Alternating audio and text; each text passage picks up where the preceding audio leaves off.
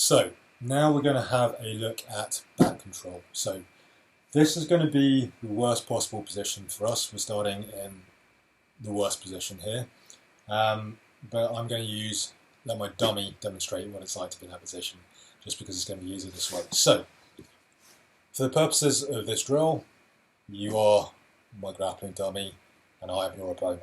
Here. So because it's fall apart on me. Here. So this is my grappling dummy here. He has his legs and his arms, his head here. He is sitting here, I am the opponent. My feet are hooked over his belt line, over his hips. I'm controlling him this way here. This is back control, worst possible position for him, especially in a pure grappling scenario. Right? There are situations where this is not going to be worse for him. For example, in MMA, it's still a very, very bad situation, but potentially others can be worse. But in terms of the typical grappling hierarchy, this is about as bad as it gets. Why? I bypass his defences, I'm controlling him from the back. My entire body is wrapped around his torso, and I've direct access to his neck. Right?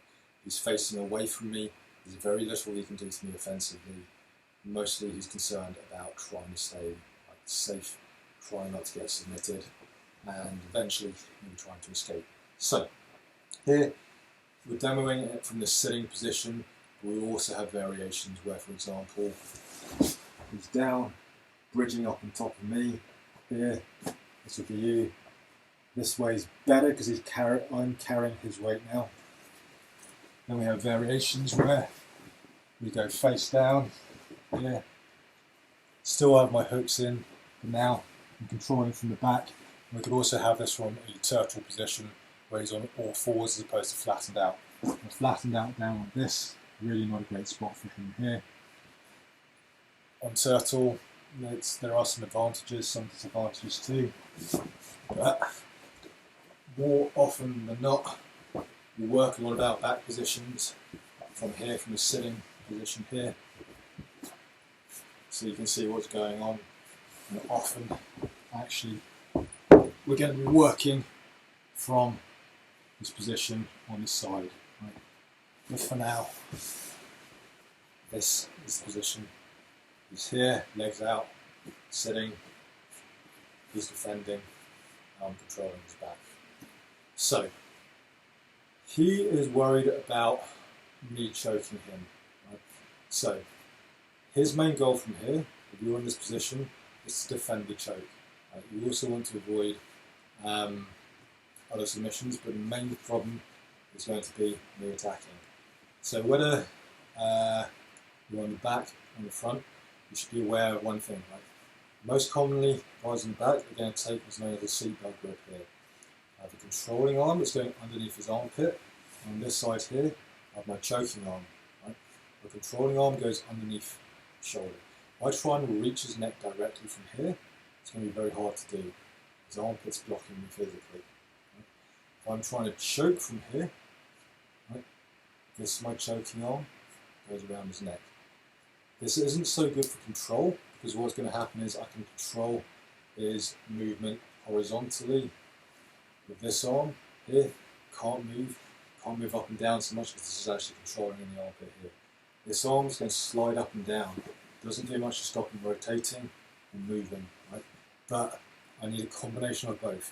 If I have good control here, he cannot move as well, but I cannot get access to his neck. If I have two arms around his neck here, I can work for the choke, but I also don't have any control of his upper body, except for my legs here. He can rotate his body here, and he can slide up and down, because I don't have that control. What I'm looking to do is control, pinch with my elbows, and create a seatbelt here where I'm pulling him in nice and tight, like a backpack. His job here is to defend against this choke, first and foremost. So, if I'm looking to choke him with this arm here, his job is to defend against this arm. So normally, what he's going to do is take both of his hands from the reach for my choking arm here. He's going to try and grab around my hand or my wrist here. Right? So what he's looking to do is absolutely no easy way for me to do this here. Let's say he's here, he's controlling my hand. I'm trying to pull up, so he's trying to pull down away from his neck. And the simplest thing we can do is try and just lever this arm away from our own neck. Right? I'm trying to pull up, he's trying to pull down. Now he's got two arms against one arm of mine, so he should have a mechanical advantage. If I'm twice as strong as him, I might be able to choke him from there, but it's going to be very, very hard to do. Right? So this is number one. The other thing you can do is tuck his chin down here, because what I'm trying to do with this choke is to get my arms, right, my arm against the sides of his neck here. When we talk about chokes in Brazilian Jiu Jitsu, we're talking about cutting off the blood supply to the brain, cutting off the carotid arteries here and here. Right? So if he can keep pressure away from his neck, he can keep direct pressure from his neck, he can buy himself some time. So that's the way he's going to defend this here. I go choke, he pulls away here. This is called 2-on-1 defense here.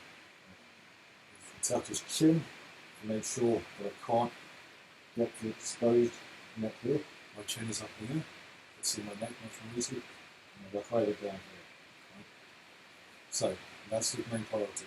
Chin down, 2 hands on one, fight here. Now, if he's pulling this arm away, here, you notice now he's got both arms occupied. As he pulls that away, there's a really good chance for me to slip my other arm in around his neck. And if he keeps fighting this arm, I'm just going to choke him with this arm here. So now, I'll switch my arm here. He's also going to switch his arms. So I'm working 2-on-1 against the new choking arm here. Right? Putting that down away from his neck as I pull outwards. And I have to switch. So he has to switch, and so on and so forth. Right? So that's our basic defense against the rear naked choke. Normally, you have to worry about what we're going to do as well. I'm sticking my hand in his collar for the attack. We're not going to look at escapes right now. This is just very much a 101, how to survive the position. Escaping from there, we'll move on to another point of I'm going to take this guy and get him to behave. So that's defending, back position. 2-on-1, shoot down.